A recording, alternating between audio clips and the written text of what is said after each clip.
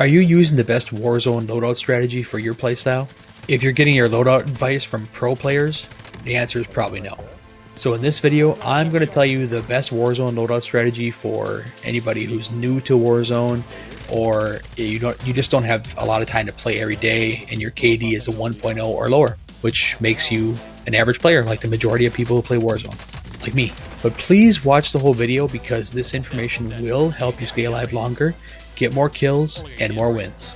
So the first thing you want to do right when you drop into the game is do your best to find a decent close range weapon.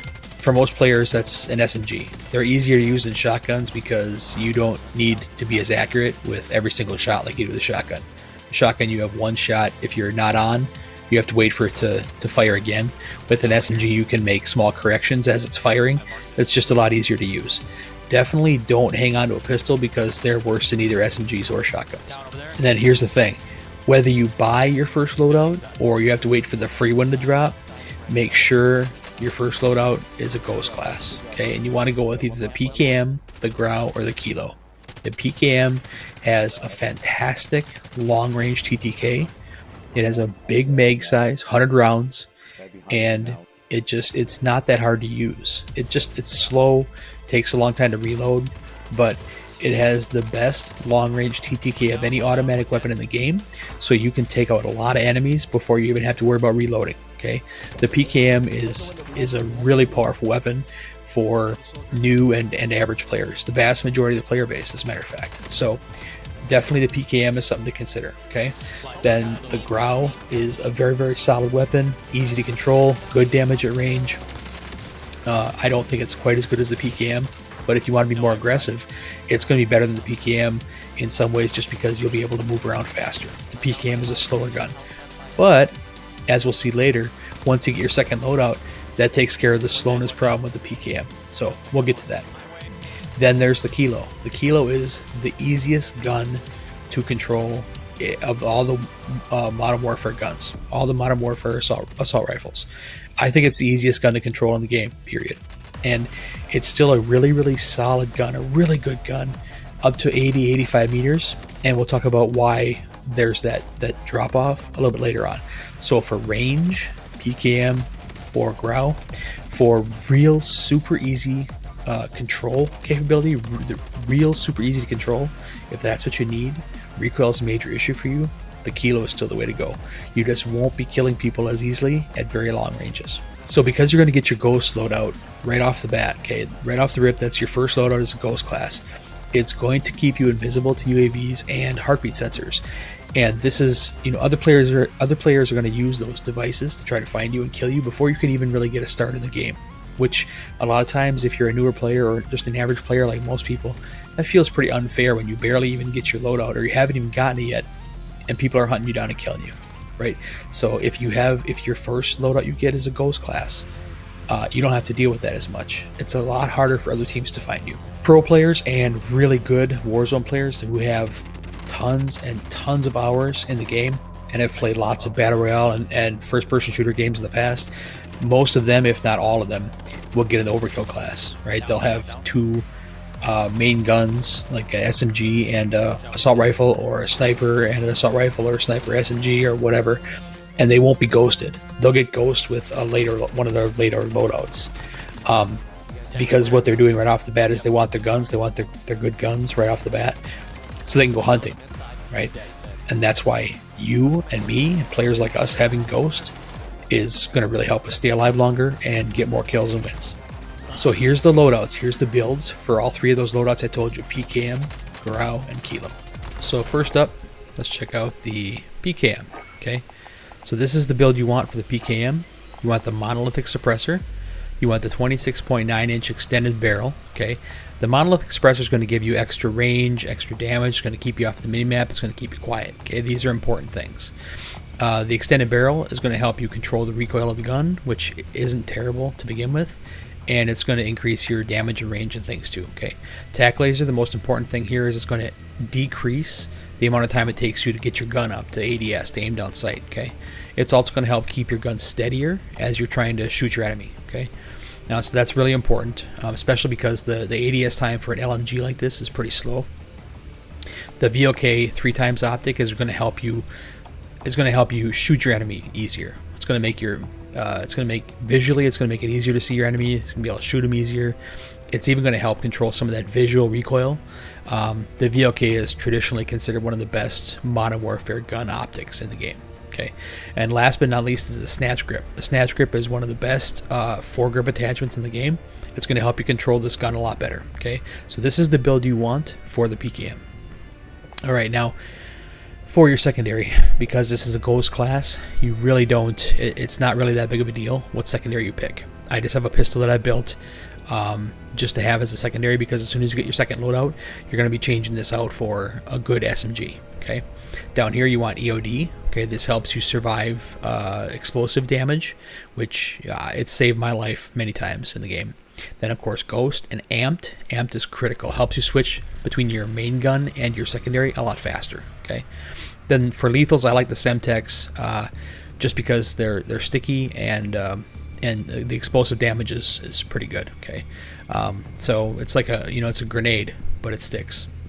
The heartbeat sensor.